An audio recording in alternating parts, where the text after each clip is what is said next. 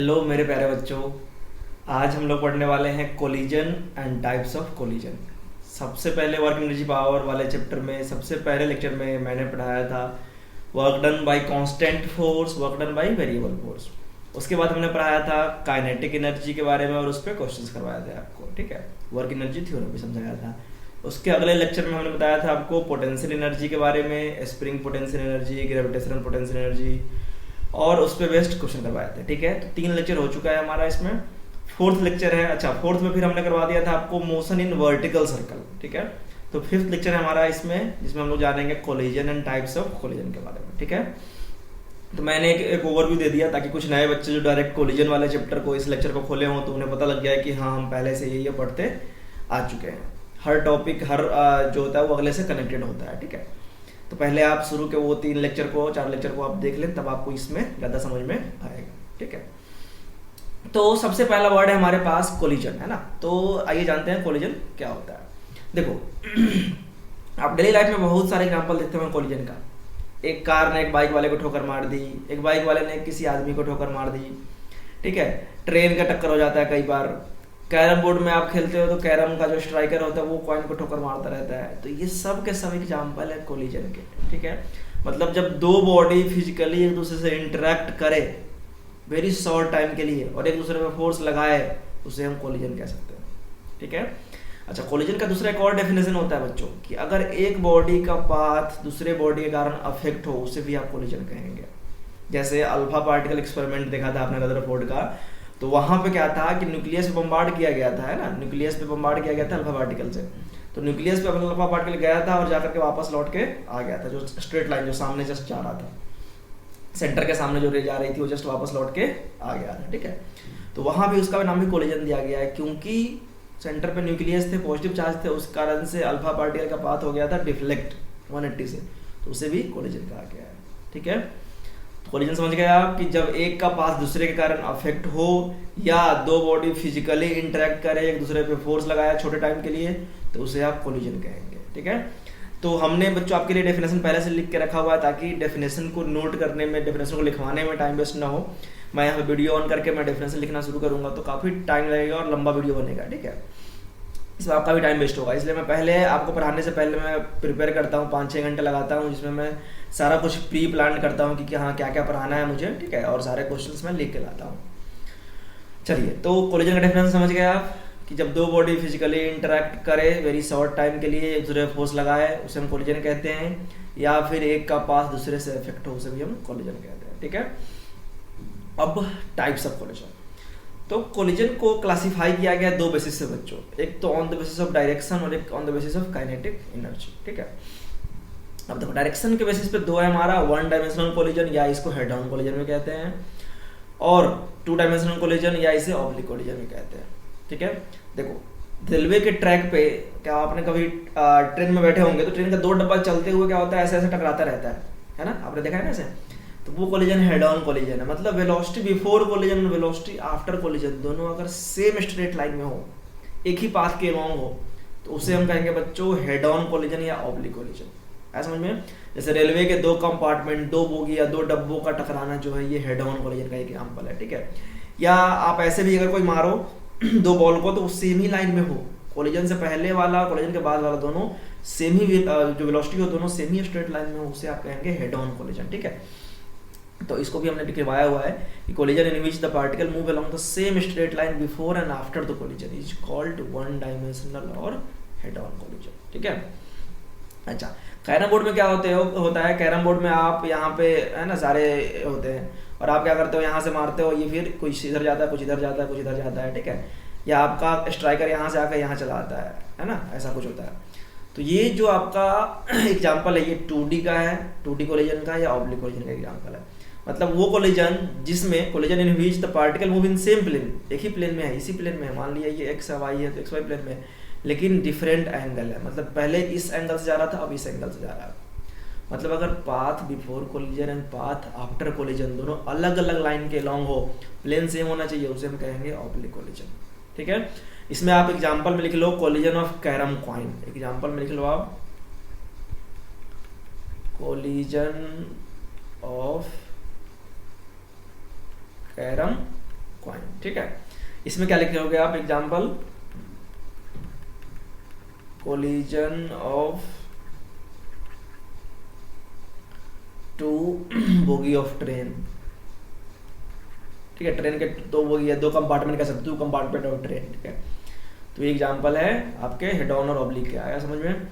अच्छा, अगर on the basis of kinetic energy की बात करें बच्चों, तो इसमें हमारे पास इलास्टिक, इनइलास्टिक, परफेक्टली इनइलास्टिक है, एक और होता है वैसे सुपर इलास्टिक, बट उसको मैं नहीं यहाँ डिटेल में पढ़ा रहा हूँ क्योंकि उससे क्वेश्चन वगैरह नहीं आते हैं, ठीक है।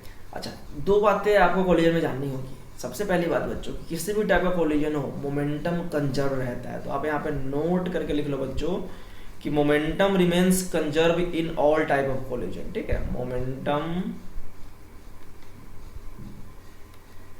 Remains conserve in all types of collision, ठीक है। और साथ में एक और लिखवाई देता हूं मैं, टोटल एनर्जी, ठीक है। मोमेंटम और टोटल एनर्जी जो होता है बच्चों, ये कंजर्व रहता है कोई भी कोलिजन हो, ठीक है। आया समझ में।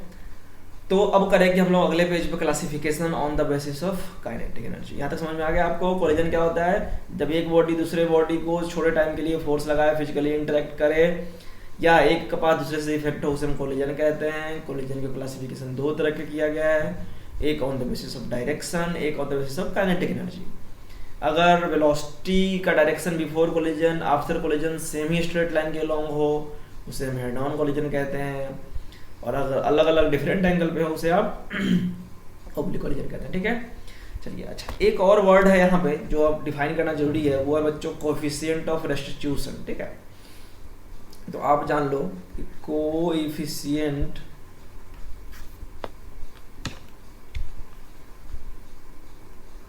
ऑफ रेस्टिट्यूशन, तो ये होगा हमारा वेलोसिटी ऑफ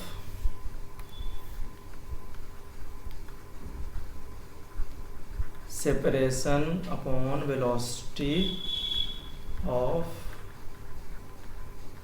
अप्रोच, ठीक है। तो आप देख पा रहे होंगे यहाँ पे वेलोसिटी ऑफ सेपरेशन क्या है हमारा, v2 माइनस v1, ठीक है, क्योंकि v2 अधिक है, v1 कम है, तो ये सेपरेट हो रहे हैं दूसरे से, है ना। अपॉन वेलोसिटी ऑफ अप्रोच क्या था हमारा, u1 माइनस u2, ठीक है। तो आप कह सकते हो E equal to v2 minus v1 upon u1 minus u2। अगर आप यहाँ पे v1 माइनस v2 करोगे तो आपको यहाँ पे मॉड लगाना पड़ेगा, ठीक है। तो अब हम नेक्स्ट पेज पे देखेंगे कि E की वैल्यू डिफरेंट कोलिजन के लिए क्या क्या होगा।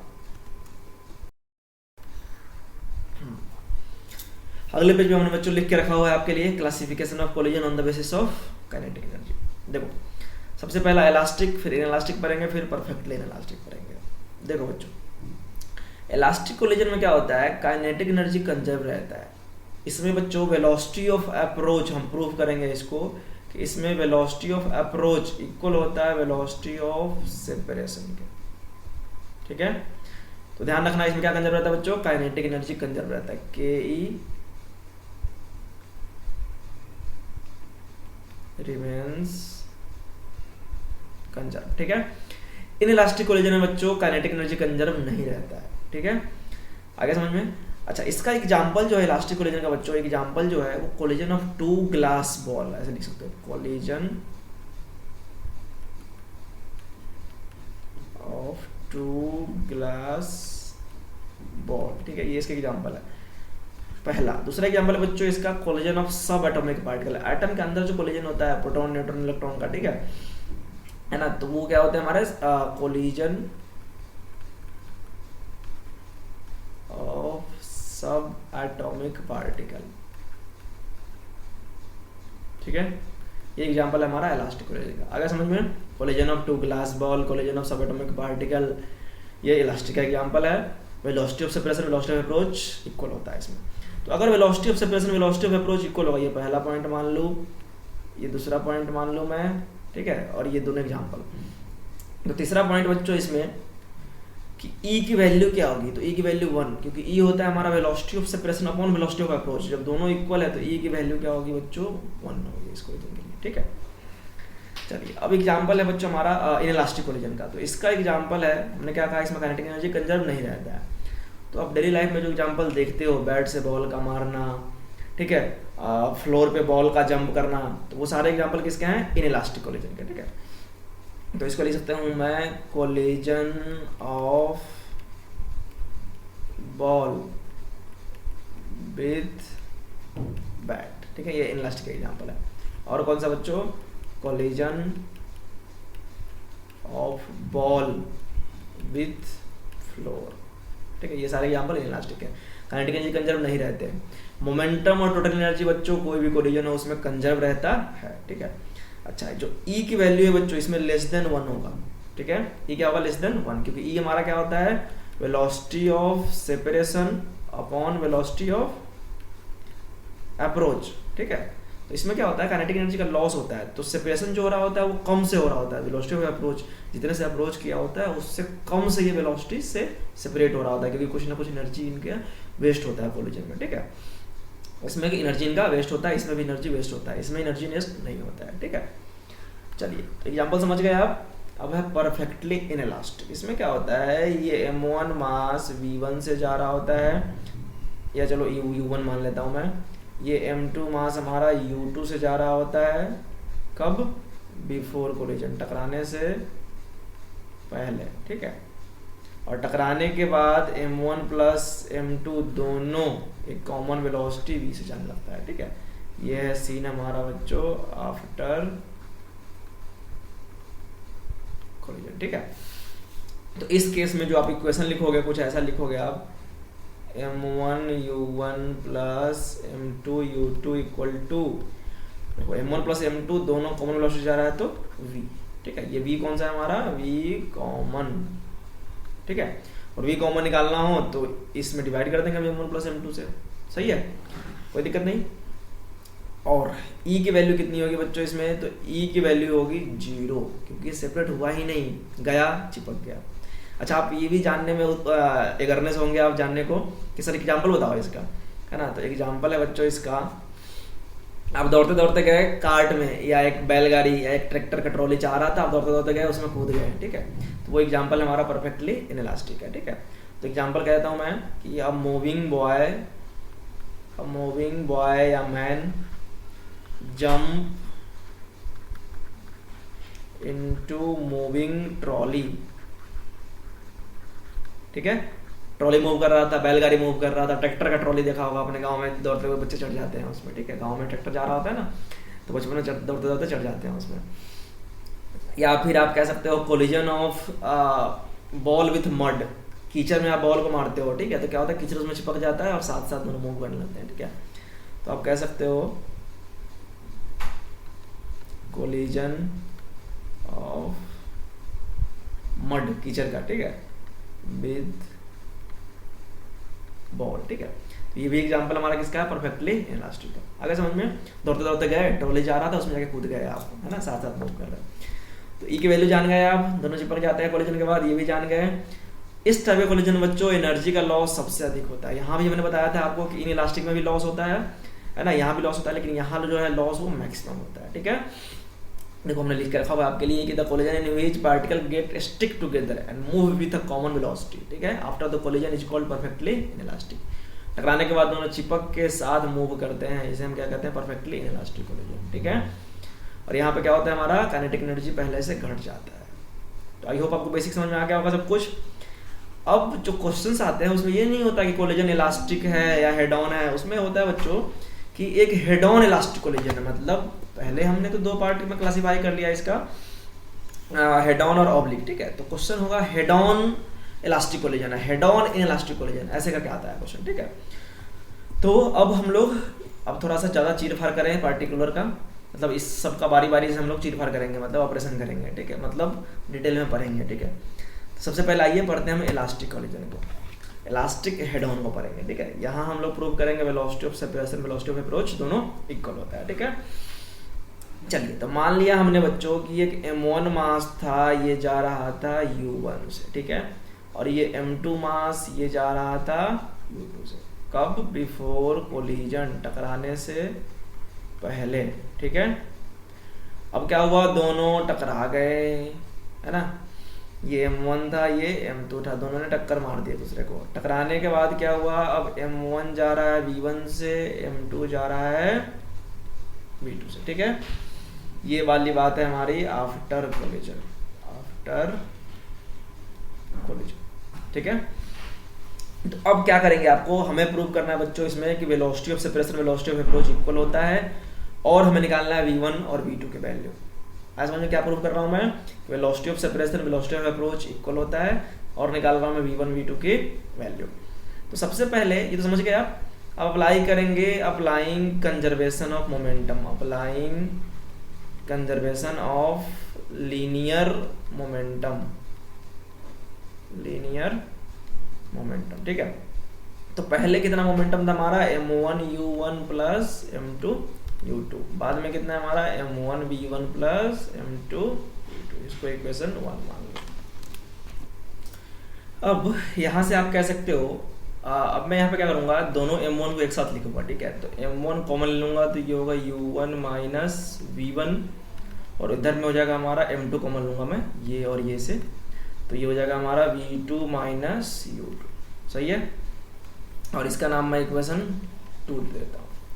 अब मैं अप्लाई करूँगा, applying conservation of kinetic energy, conservation of kinetic energy, क्योंकि मैंने आपको पढ़ाया हुआ है कि इलास्टिक कोलिजन में काइनेटिक एनर्जी भी कंजर्व रहता है। तो पहले काइनेटिक एनर्जी था हाफ M1 U1 का square plus half M2 U2 का स्क्वायर, बाद में हो गया हाफ M1 V1 का square plus half M2 V2 का स्क्वायर, ठीक है। ये देख सकते हो आप, हाफ M1 V1 का स्क्वायर, हाफ M2 V2 का स्क्वायर। अब यहाँ पे आप सारे हाफ को काट सकते हो, नहीं देखो सारा हाफ कट जाएगा कॉमन लेकर के। अब फिर से आप M1 को एक तरफ लाओगे तो U1 का स्क्वायर माइनस V1 का स्क्वायर, और यहाँ भी आप M2 कॉमन लाओगे तो ठीक है, इस U2 को मैंने उधर भेज दिया। अब आप चाहो तो इसको इक्वेशन ले लो, चलो लेना चाहते तो इसको 3 ले लो, इसको 4 ले लो, ठीक है। आपको इक्वेशन 4 को डिवाइड करना है 2 से, ठीक है। पता क्यों, वो क्या होगा, M1 से M1 कट जाएगा हमारा, और ये a square minus b square है, ये होता है a plus b a minus b, ठीक है। तो इसका जो a माइनस बी वाला पार्ट है उसको ये काट देगा, है ना, लग रहा है आपको ऐसा। तो यहाँ पे और यहाँ भी M2 से M2 कट जाएगा, यहाँ भी जो V2 square minus U2 square है ये हो जाएगा हमारा V2 प्लस U2 और V2 माइनस U2, है ना, a plus b a minus b होता है। आपको अगर नहीं पता तो लिख दूँ मैं, a square minus b square होता है हमारा a plus b a minus b, ठीक है। तो ऐसे आपको काट पीट के पता क्या आएगा, U1 plus V1 equal to यहाँ पे आएगा U2 प्लस V2, ठीक है, क्योंकि इसके माइनस वाले टर्म को ये माइनस वाला काट देगा, आ रहा समझ में ना। अब यहाँ से आप कह सकते हो U1 minus U2 equal to V2 minus V1। ये क्या है हमारा, वेलोसिटी ऑफ अप्रोच, है ना। देखो U1 माइनस U2 बताया था हमने, वेलोसिटी ऑफ अप्रोच होता है, यहाँ बताया था, देखो वेलोसिटी ऑफ अप्रोच, है ना। तो वेलोसिटी ऑफ सेपरेशन अपॉन, यहाँ मैंने उल्टा लिख दिया बच्चों, तो यहाँ से कह सकते हैं आप कि velocity of approach equal to velocity of separation, ठीक है। तो ये तो हमने प्रूफ कर लिया कि velocity of separation velocity of approach equal होता है, ठीक है। अब हमें क्या निकालना है, हमें निकालना है इस V1 और V2 की वैल्यू, ठीक है। तो यहीं से अगर मैं बात करूँ V1 की, चलो इसका नाम इक्वेशन 5 दे देता हूँ मैं, ठीक है। तो आप कह सकते हो फ्रॉम इक्वेशन 5, ठीक है। यहाँ से बच्चों जो V1 होगा हमारा, ये होगा U1 minus U2 minus V1 निकालना है ना मैं, तो U1 माइनस U2, या फिर मैं V2 ही निकाल देता हूँ। V2 होगा हमारा U1 minus U2 plus V1, ठीक है, नहीं तो फिर मैं माइनस का लफड़ा होता है यहाँ पे। तो V2 हो गया हमारा U1 minus U2 plus V1, ठीक है। तो यहाँ से बच्चों इस V2 की वैल्यू हम इक्वेशन 1 में पुट करेंगे, ठीक है। तो आप लिख सकते हो putting value of V2 in equation 1, ठीक है।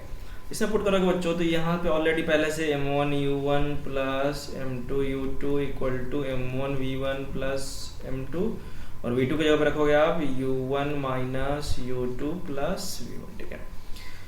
अब यहाँ पे आप इसको सॉल्व करेंगे, ठीक है। एक लाइन में और सॉल्व कर दूँ चलो आपके लिए, M1 U1 plus M2 U2 equal to m1v1 plus m2u1 minus m2u2 plus m2v1। ठीक है, अब निकालना क्या हमें v1 और v2। ठीक है, तो मैं v1 वाले को एक तरफ ले जाऊंगा, यहाँ पे भी v1 है 2। ठीक है, अच्छा u1 वाले को मैं एक तरफ ले जाऊंगा, तो यहाँ पे भी 2 u1 है ना, तो मैं इसको इधर ले आता हूँ, इसको मैं यहाँ ले आऊँगा। तो ये u1 कॉमन ले लिया हमने, ये हो गया बच्चों m1 माइनस m2। अब यहाँ पे m2u2 है, यहाँ भी m2u2 है ना, तो ये इधर आके हो जाएगा 2m2u2, और यहाँ से हम क्या लेंगे v1 कॉमन, तो ये हो जाएगा हमारा m1 प्लस m2। और इस तरह से हम लोग v1 निकालने में सफल हुए। तो यहाँ से v1 जो हो जाएगा बच्चों हमारा v1, ये वाला टर्म क्या आएगा, इन दोनों का नीचे आ जाएगा, तो v1 हो जाएगा u1 m1 माइनस m2, इसके नीचे भी भेज दो आप m1 प्लस m2 को। ठीक है, और प्लस 2m2u2, और इसके नीचे भी भेज दो आप m1 प्लस m2 का। समझ में, ये वाला जो m1 प्लस m2 वो इसके नीचे भी आ गया और ये इसके नीचे भी आ गया, आसान था। तो ऐसे करके आप इसको याद कर लो, इसको ये जो v1 का फॉर्मूला है ये याद कर लो आप।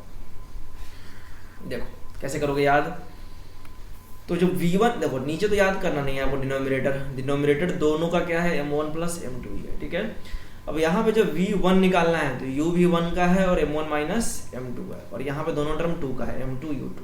ठीक है, और नीचे क्या है हमारा m1 प्लस m2। ऐसे ही सिमिलरली बच्चों अगर आपको v2 निकालना हो तो यहाँ पे क्या होगा हमारा u2 और यहाँ पे m2 माइनस m1 हो जाएगा। ठीक है, प्लस यहाँ पे दोनों टर्म 1 वाला होगा, और नीचे दोनों के क्या होगा हमारा m1 प्लस m2, यहाँ पे क्या होगा हमारा m1 प्लस m2। ऐसा समझ में, मतलब आप कोई एक लिख लोगे अगर, जितने भी, या तो आप ऐसा ट्रिक समझो, जितने भी यहाँ पे 1 वाले टर्म सबको हमने 2 कर दिया। देखो 1 था उसको 2 कर दिया है ना, 1 था उसको 2 कर दिया, और जो 2 था उसको हमने 1 कर दिया। या तो ऐसे, या फिर आप ट्रिक ऐसे समझ लो कि जब आपको v1 निकालना है तो यहाँ पे u1 पहले होगा, m1 पहले होगा। ठीक है, माइनस m2, और यहाँ पे दोनों के दोनों टर्म किसके होंगे 2 वाले। डिनोमिनेटर तो आपको याद ही नहीं रखना है क्योंकि m1 प्लस m2 ही है डिनोमिनेटर हमेशा, दोनों में क्या है कि m1 प्लस m2। ट्रिक याद होगा थोड़ा थोड़ा।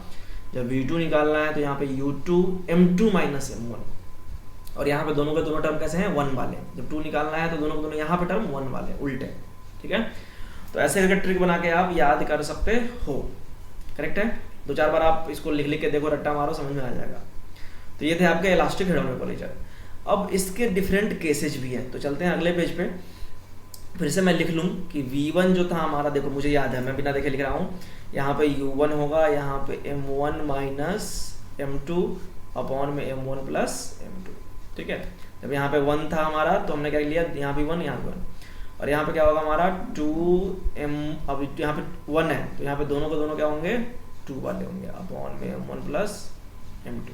चेक करो पीछे, देखो u1 m1 माइनस m2 है ना, v2 प्लस। ठीक है, ऐसे ही अगर आपको v2 निकालना हो तो यहाँ पे u का 2 होगा, यहाँ पे m2 होगा माइनस m1। नीचे तो खैर याद करना ही नहीं है, m1 प्लस m2 ही रहता है, प्लस 2। यहाँ पे दोनों को दोनों 1 वाला होगा क्योंकि यहाँ पे 2 पूछ रहा है हमसे, ये m1 प्लस m2। करेक्ट है यहाँ तक। अब स्पेशल केस, क्या क्या है स्पेशल केस होते हैं। सबसे पहला केस है बच्चों कि मान लिया कि m1 equal to m2 equal to m, मान लिया कि दो बॉडी जो टकराए हैं इन दोनों का मास सेम है, दोनों का मास सेम है, और u2 जो है हमारा वो 0, मतलब दो इक्वल मास को बॉडी टकराया लेकिन सेकेंड बॉडी जो है वो रेस्ट पे है, सेकेंड बॉडी जो है वो रेस्ट पे है।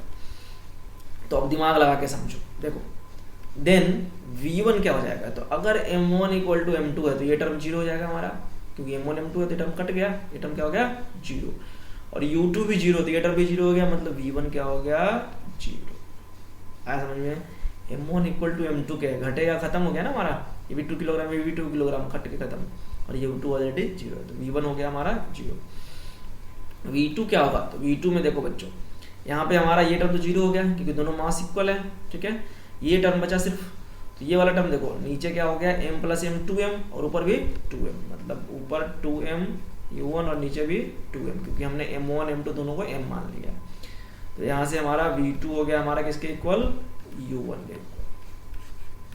क्या समझ में आया, देखो यहाँ से ये समझ में आया बच्चों कि एक बॉडी m1 U1 स्पीड से आया, M2 को ठोकर मारा जो कि था रेस्ट पे, जो कि कहाँ था, एट रेस्ट पे, ठीक है। और दोनों मास क्या थे, सेम भी थे, M1 equal to M2 equal to M भी था। तो टकराने के बाद बच्चों ये सीन है आपका बिफोर कोलिजन, ये सीन है बिफोर कोलिजन, ठीक है। टकराने के बाद ये बॉडी रेस्ट पे आ जाएगा, M1 किस पे आ जाएगा बच्चों, रेस्ट पे, एट रेस्ट, ठीक है। और M2 कितने से जाने लगेगा हमारा, U1 से, मतलब जिससे ये आया था उससे अब ये जाने लगेगा, है ना। V2 क्या हो गया हमारा, इक्वल U1, मतलब आप कह सकते हो वेलोसिटी गेट एक्सचेंज। अच्छा, नहीं समझ में आ रहा आपको तो मैं ऐसे एग्जांपल समझाता हूँ। कई बार आप कैरम बोर्ड खोलते हुए आपको हुआ होगा कि आप स्ट्राइकर जो मारते हो ना, तो स्ट्राइकर जाकर के रुक जाता है ना, और उसी वेलोसिटी से वो वाला कॉइन आगे की तरफ जाने लगता है ना। तो देखो क्या हुआ, पहले टकराने से पहले स्ट्राइकर के पास वेलोसिटी थी, जो कॉइन था उसके पास कोई वेलोसिटी नहीं थी, वो रेस्ट में था, है ना। टकराने के बाद क्या हुआ, ये स्ट्राइकर जो मारा था आपने वो रेस्ट में आ गया और कॉइन जाने लगा उसी वेलोसिटी से। वैसे तो खैर कोलिजन कैरम कॉइन का इलास्टिक कोलिजन का एग्जांपल नहीं है, लेकिन मैं आपको एक इलस्ट्रेशन समझाने के लिए, ताकि आपको थोड़ा सा फील आए, समझ आए, इसलिए मैं एग्जांपल ले रहा हूँ, ठीक है। तो ऐसा ही कुछ हो रहा है, दो बॉडी टकरा रहे हैं, जो बॉडी ठोकर मारने गया वो रुक गया, जिसको ठोकर मारा वो चलने लगा आगे उसी की वेलोसिटी से जिससे ठोकर मारने वाला आया था, ठीक है। देखो, है ना, क्यों, क्योंकि V1 क्या हो गया, 0, और पहले कौन था 0 पे, पहले U2 था 0 पे, मतलब पहले सेकेंड बॉडी 0 पे था, अब कौन सा हो गया, पहला बॉडी 0 पे हो गया। आगे समझ में, तो कैरम कॉइन से आप समझ लो कि आपने स्ट्राइकर को मारा कॉइन में, स्ट्राइकर जाके रुक गया, कॉइन जाकर के जाने लगा आगे की तरफ, ठीक है। तो बढ़िया था, समझ में आया होगा। नहीं समझ में आया तो फिर से आप वीडियो को पीछे बैक करके देखो इसको। चलो तो ये पहला केस था। दूसरा केस है बच्चों कि M1 equal to M2 equal to M, ठीक है। यहाँ पे कह सकते हो कि वेलोसिटी गेट एक्सचेंज, है ना, जो रेस्ट में था उसने उसको दे दिया, उसने इसको दे दिया, ठीक है। हाँ, तो M2 इक्वल टू M, और यहाँ पे U2 0 नहीं है, ठीक है, M बस दोनों का मास इक्वल है। उस केस में क्या होगा, सो देखो, ये बहुत इंटरेस्टिंग है, इसमें वेलोसिटी एक्सचेंज हो जाता है। देखो, तो अगर हमसे V1 पूछे तो M1 equal to M2 equal to M, दोनों बॉडी सेम है, तो ये टर्म क्या हो गया हमारा, पहला टर्म 0, दूसरा टर्म क्या हो गया हमारा 2M U2 अपॉन 2M, यानी कि V1 हो गया किसके इक्वल, U2 के। यहाँ तो कोई दिक्कत नहीं, ठीक है। अब V2 का क्या होगा, देखो पहला टर्म तो इसमें भी 0 हो गया, है ना। दूसरा टर्म क्या होगा हमारा 2M U1 अपॉन 2M, मतलब V2 किसके इक्वल हो गया हमारा, U1 के। देखो क्या समझ में आया, जिससे 1 आ रहा था, U1 मतलब क्या, M1 फर्स्ट मास जिस स्पीड से आ रहा था, जिससे 1 बॉडी आ रहा था उससे अब 2 जा रहा है, जिससे 2 आ रहा था उससे कौन जा रहा है, 1 जा रहा है। यहाँ वेलोसिटी क्या हो गया, एक्सचेंज। और ये इस पे कॉन्सेप्ट पे क्वेश्चन बच्चों आया था नीट 2016 में, सेकेंड फेज में आया था, आई थिंक 17 में आया था ये वेलोसिटी एक्सचेंज वाला, ठीक है ना। तो यहाँ पे भी मतलब क्वेश्चन ऐसे आया था कि एक बॉल 3 मीटर पर सेकंड से जा रहा था, पीछे उसके 5 मीटर पर सेकंड से आ रहा था कोई बॉल, टकराने के बाद क्या हुआ, है ना, तो वेलोसिटी इनका एक्सचेंज हो जाता है। देखो तो आप लिख सकते हो कि hence velocity get exchanged, velocity क्या हो गया, एक्सचेंज हो गया। कब, जब दो बॉडी इक्वल मास के कोलाइड करते हैं, वेलोसिटी एक्सचेंज हो जाता है, मैक्सिमम काइनेटिक एनर्जी ट्रांसफर होता है, ठीक है। आगे हम लोग ये भी डिफरेंट केस करेंगे कब मैक्सिमम काइनेटिक एनर्जी ट्रांसफर होता है, कितना परसेंट काइनेटिक एनर्जी ट्रांसफर हो सकता है बच्चों। इसमें मैं अच्छे अच्छे कॉन्सेप्ट करवाऊंगा आपको, और आपको अगर सारा वीडियो लेक्चर आप देखोगे तो सारे क्वेश्चन आपको सॉल्व होने लगेंगे, और इससे बाहर कुछ भी नहीं आ रहा है एग्जाम में, ठीक है। तो यहाँ पे क्या हो गया हमारा कि हेंस वेलोसिटी गेट एक्सचेंज, ये तो समझ गए आप, वेलोसिटी क्या हो जाएगा हमारा, एक्सचेंज हो जाएगा, ठीक है। चलिए 2 केस कर लिया हमने, 2 केस और करते हैं, 2 केस और है हमारे पास इसमें। तो मैं थर्ड केस लूंगा बच्चों। थर्ड केस में ले लेता हूँ कि M1 much greater than M2, ठीक है, और U2 ले लेता हूँ मैं 0, ठीक है। M1 काफ़ी बड़ा हैवी बॉडी है और M2 काफ़ी छोटा है और वो रेस्ट पे भी है ना। तो इसको आप समझने के लिए आप ले सकते हो कि एक चलता हुआ ट्रेन आ रहा है और एक आदमी जो वो ट्रैक पे स्टैंडिंग है, ट्रैक पे खड़ा है, ठीक है। तो आदमी का मास ट्रेन के मास से काफ़ी कम होता है। अब सोचो क्या होगा, ट्रेन चलती हुई ट्रेन, दौड़ती हुई ट्रेन अगर आदमी को ठोकर मारे तो, ठीक है। वैसे तो बच्चों आदमी और ट्रेन का कोलिजन इलास्टिक कोलिजन नहीं है, लेकिन मैं जनरली आपको याद रखने के लिए बता रहा हूँ कि इस कोलिजन को आप, इस वाले कोलिजन को आप याद रखोगे कैरम कॉइन के हेल्प से, कि ये कैरम कॉइन रेस्ट पे था, स्ट्राइकर आके ठोकर मारा, स्ट्राइकर रेस्ट पे हो गया, कॉइन जाने लगा, ठीक है। इसको भी हमने कहा कि आप उसी की हेल्प से याद कर सकते हो। कई बार स्ट्राइकर पीछे की तरफ जाने लगता है और कॉइन आगे की तरफ जाने लगता है, ठीक है। इसको मैं कह रहा हूँ अब याद करो ट्रेन और आदमी के कोलिजन की हेल्प से, ठीक है। कि M1 काफ़ी ज़्यादा है, ठोकर मारने वाला जो आ रहा है वो काफ़ी ज़्यादा है, ठीक है, काफ़ी हेवी मास है। और M2 क्या है, एक आदमी छोटा सा, वो रेस्ट पे है, U2 0 है, ठीक है। तो इस केस में V1 क्या होगा देखो। अच्छा, अब जो चीज़ छोटा होगा ना उसको हम नेगलेक्ट करेंगे। जब से यहाँ पे लिखा हुआ M2 काफ़ी छोटा है तो हम M2 को नेगलेक्ट करेंगे, ठीक है। तो यहाँ पे क्या होगा बच्चों, V1 होगा हमारा U1 M1 अपॉन, नीचे भी हम क्या करेंगे M2 को नेगलेक्ट, तो क्या बचेगा M1। मीन्स यहाँ से हमारा बच्चों V1 हो गया U1 के इक्वल, ठीक है। इस V2 का क्या हुआ, जो आदमी खड़ा था ट्रैक पे उसका क्या हुआ ये देखते हैं हम लोग, ठीक है। तो देखो U2 तो 0 है तो ये टर्म तो हमारा 0 रह गया, प्लस यहाँ पे क्या है हमारा 2M1 U1 अपॉन, नीचे क्या है हमारा M2 काफ़ी छोटा है तो नेगलेक्ट करेंगे, तो M1 को मारा तो यहाँ से आया V2 हमारा 2U1। क्या समझ में आया बच्चों, ट्रेन जिस स्पीड से आ रहा था उसी स्पीड से जा रहा है, जिससे आ रहा था उसी स्पीड से जा रहा है, उसके स्पीड में कोई फर्क नहीं पड़ेगा। लेकिन वो स्टैंडिंग जो आदमी था, जो बच्चा खड़ा था ट्रैक पे, उसका क्या हुआ देखो, V2 = 2U1, वो ट्रेन के दोगुने स्पीड से उड़ जाएगा वो, ठीक है। आपने देखा होगा कई बार मूवी वगैरह में दिखाते हैं एक्सीडेंट दौड़ती हुई कार आती है ना, आदमी स्टैंडिंग होता है, उसको मारता सीधा आदमी उड़ जाता है, ठीक है। तो वहाँ जो आदमी जो छलांग लगाता है उड़ता है ना, वो दोगुना स्पीड होता है, 2U1 होता है, ठीक है। मैं ये बता रहा हूँ इलास्टिक कोलिजन की बात बता रहा हूँ मैं, ठीक है। वैसे तो ये एग्जांपल मैंने क्या बताया कि है नहीं, ठीक है, लेकिन मैं आपको एक याद करने के लिए कि आप कैसे इसको अपने अंदर बैठाओ, उसके लिए मैं कह रहा हूँ कैसे याद रखना, ठीक है, कि ट्रेन का कोलिजन एक आदमी के साथ, ऐसे आप याद रखना है इसको, ठीक है। चलिए चौथा कोलिजन में हम लोग लेंगे कि M2 काफ़ी बड़ा है M1 से, ठीक है, M2 is greater than M1। और क्या मानेंगे हम लोग, मान लेंगे कि फिर से U2 0 पे है, ठीक है। अब इस कोलिजन को आप याद करोगे दीवार का बॉल के साथ कोलिजन की हेल्प से। आप बॉल को दीवार पे मारते हो, क्या होता है, बॉल जाता है और वापस आ जाता है, ठीक है। दीवार बेचारा पहले भी रेस्ट में था, अभी भी रेस्ट में रहता है ना। देखिए कुछ ऐसा ही आने वाला है रिजल्ट, ठीक है। फिर से मैं बता दूं कि दीवार का बॉल के साथ कोलिजन इलास्टिक नहीं है, लेकिन बस मैं आपको याद रहे इसलिए बता रहा हूँ, ठीक है। तो V1 क्या होगा देखो, हमारा M2 काफ़ी ज़्यादा है तो यहाँ M1 नेगलेक्ट हो जाएगा और यहाँ पर बच्चों निगेटिव आएगा क्योंकि M1 काफ़ी छोटा है ना, और M2 काफ़ी लार्जर है, तो ये हो जाएगा -U1 M1, ठीक है। और नीचे क्या आएगा हमारा M2, और नीचे भी सिर्फ M2 आएगा, ठीक है, क्योंकि M1 हमारा नेगलेक्ट कर दिया हमने, इसको भी नेगलेक्ट कर दिया, इसको भी नेगलेक्ट कर दिया, ठीक है। यहाँ से M2 ने M2 को मार दिया तो यहाँ से हमारा आया V1 = -U1, मतलब जिस स्पीड से गया उसी स्पीड से वापस लौट के आ गया, क्योंकि हम इलास्टिक कोलिजन मान रहे हैं। दीवार पे अपने बॉल को मारा, वो बॉल बेचारा वापस आ गया, ठीक है। दीवार का क्या होगा, कुछ भी नहीं, रेस्ट पे ही रहेगा, देखो V2 0 है ना। तो U2 0 है तो पहला टर्म क्या आ गया हमारा 0, प्लस यहाँ पे क्या है हमारा M2 काफ़ी ज़्यादा है ना। तो काफ़ी ज़्यादा मतलब मान लो ये है आपका 10,000 किलोग्राम और ये है आपका 1 किलोग्राम, तो 1 किलोग्राम में आप 10,000 से डिवाइड करो तो क्या होगा 0.0001, तो लगभग V2 क्या आ गया हमारा यहाँ पे V2 क्या आ गया हमारा 0 और V1 भी हमारा क्या आएगा 0, ठीक है। V1 V2 दोनों आएगा 0, आया समझ में, मतलब दीवार का कुछ फर्क नहीं पड़ेगा।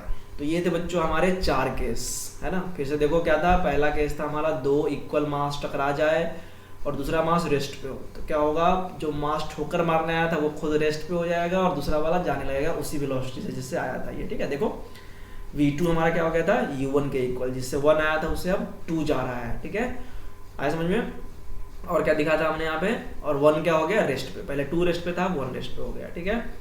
तो इन सारे वीडियो को आप फिर से रिवाइंड करके दोबारा चला के देखो, तिबारा चला के देखो। रिकॉर्डेड वीडियो लेक्चर का एक फायदा होता है कि आप ना दोबारा देख सकते हो, तिबारा देख सकते हो, जितनी बार मर्जी उतनी बार मर्जी आप देख सकते हो, ठीक है। अच्छा, तो एक तो ये कॉन्सेप्ट है। एक और बच्चों में करवाने वाला हूँ, ये बहुत ही इंपॉर्टेंट कॉन्सेप्ट है और जेई का ये हॉट टॉपिक है, हर साल पूछा जाता है लगभग कि कितना % काइनेटिक एनर्जी ट्रांसफर हुआ, कब मैक्सिमम काइनेटिक एनर्जी ट्रांसफर होगा, अपने से 5 गुने मास से टकरा जाए तो कितना काइनेटिक एनर्जी ट्रांसफर होगा, अपने से 2 गुने मास से टकरा जाए तो कितना काइनेटिक, है ना।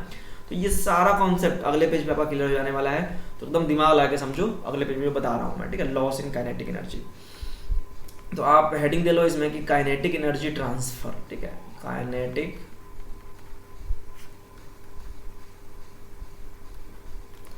Energy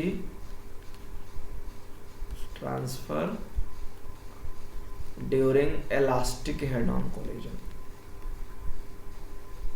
elastic head on collision. ठीक है, देखो मान लिया कि पहले इनिशियल काइनेटिक एनर्जी कितना है, तो मान लिया हमने हाफ एम u1 का स्क्वायर। ठीक है, पहले u1 से आ रहा था और u2 पार्टिकल क्या है हमारा रेस्ट में, है ना। फाइनल काइनेटिक एनर्जी क्या होगा, हाफ एम और v1 का स्क्वायर। ठीक है, ये इनिशियल हो गया, ये फाइनल हो गया हमारा। तो इसमें अगर आपसे पूछे कि फ्रैक्शनल कितना हुआ, fractional decrease in kinetic energy. ठीक है, यानी कि लॉस कितना हुआ, तो लॉस का फॉर्मूला क्या होता है बच्चों, लॉस अपॉन Cp इंटू 100, है ना। चेंज परसेंटेज का फॉर्मूला क्या होता है, चेंज अपॉन ओरिजिनल इंटू 100। तो यहाँ भी चेंज कितना है, तो Ki minus Kf upon Ki। ठीक है, यही करोगे आप। तो ऊपर आप हाफ एम कॉमन ले लो, u1 का स्क्वायर माइनस v1 का स्क्वायर, और नीचे क्या हो जाएगा हमारा हाफ एम u1 का स्क्वायर। ठीक है, ये हमारा फ्रैक्शनल चेंज हो गया। तो इसको अगर आप आगे सॉल्व करो तो ये डेल्टा के बाई के जो हो गया हमारा, ये हो गया बच्चों, ये 1 माइनस v1 बाई u1 का स्क्वायर कह सकते हो इसको। ठीक है, 1 को चाहोते हैं ब्रैकेट बताया था। ये हो गया बच्चों आपका fractional change in kinetic energy. इसको आप रेड कलर से लाइन लगा लो। ठीक है, इस पर मैं क्वेश्चन करवाऊंगा, अभी बड़े बड़े क्वेश्चन होने वाला है। ठीक है, ये क्या हो गया हमारा fractional change in kinetic energy.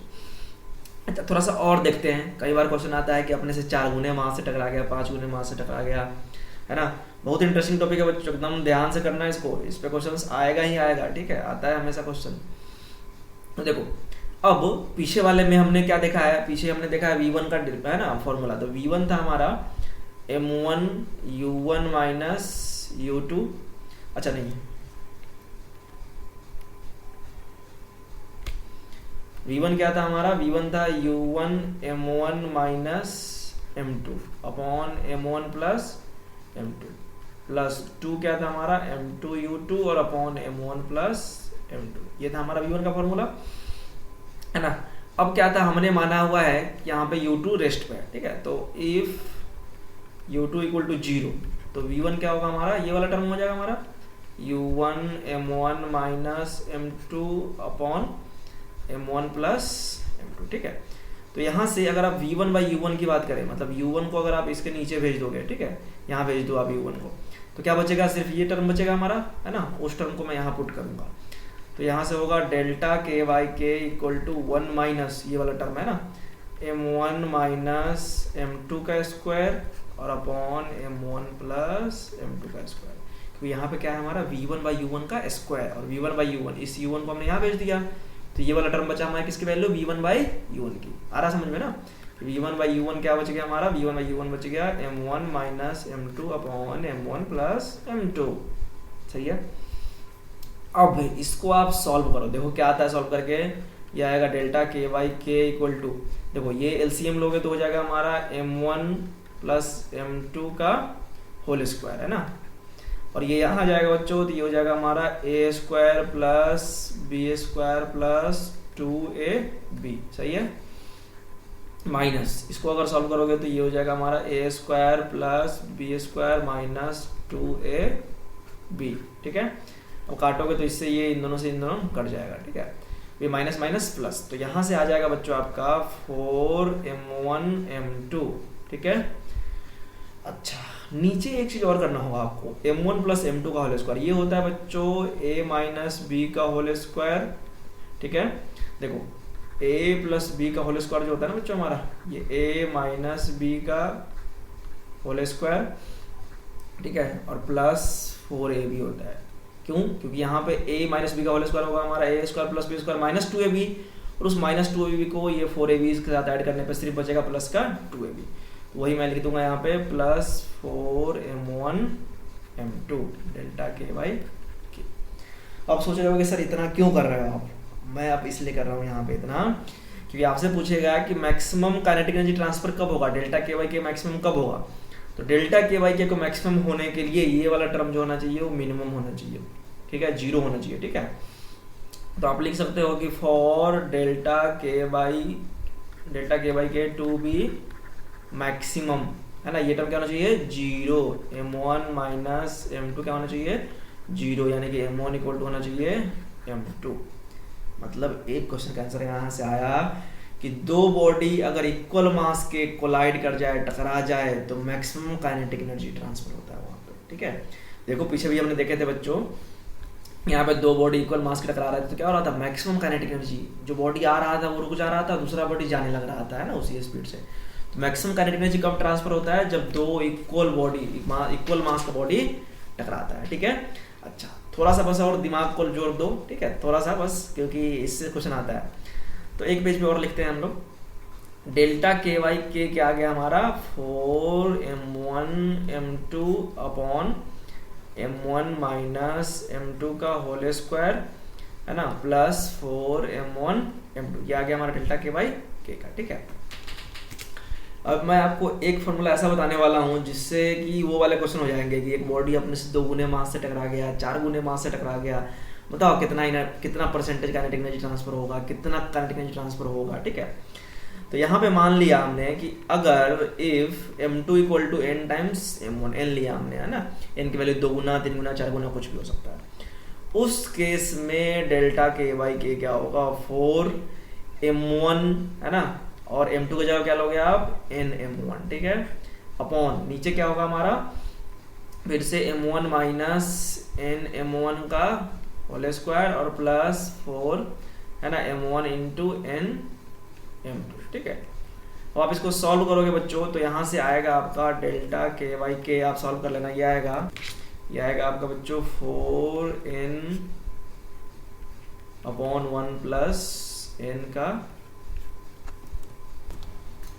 Whole square. ठीक है, ये आएगा बच्चों, आप लोग इसको सॉल्व करना। ठीक है, अब यहाँ से आप कोई भी क्वेश्चन इस ट्रिक से, या आप इसको ट्रिक बना लो, आप लिख लो ये ट्रिक है, इससे आप कोई भी क्वेश्चन कर लोगे। आप अपने से 5 गुने मास से टकरा जाए, 2 गुने मास से टकरा जाए, 3 गुने मास से टकरा जाए, n की वैल्यू रखना है, यहाँ से आपको कितना फ्रैक्शन काइनेटिक एनर्जी ट्रांसफर हुआ ये निकल के आ जाएगा। ठीक है, रामबाण ट्रिक समझ लो इसको। ठीक है, तो यहाँ से हमने बच्चों क्या क्या कर लिया है, कितना परसेंट काइनेटिक एनर्जी, कितना फ्रैक्शन काइनेटिक एनर्जी ट्रांसफर होगा, उसके हमने 3 फॉर्मूला लिखवा दिए।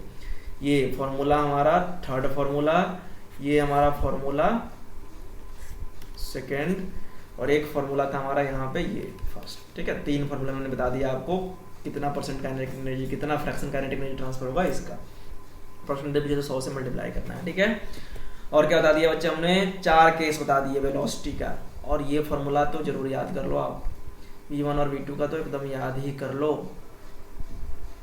ठीक है, u1 m1 minus m2, trick बता दिया हमने, यहाँ v1 है तो यहाँ पे u1 है, m1 माइनस m2 है, नीचे तो याद रखना नहीं है, यहाँ पे जब v2 है तो यहाँ पे u2 है पहले। ठीक है, ये दोनों फार्मूला तो आप याद कर ही लो। ठीक है, 2 फार्मूले यहाँ हो गए, 3 फार्मूले हो गए आपके, ये है ना परसेंटेज डेल्टा के वाई के का, और क्या हो गया आपका, और एक वेलोसिटी ऑफ सेपरेशन अप्रोच, और कुछ नहीं है, और एक फार्मूला हो गया हमारा ई का। ठीक है, क्योंकि ये velocity of separation upon velocity of approach. ठीक है,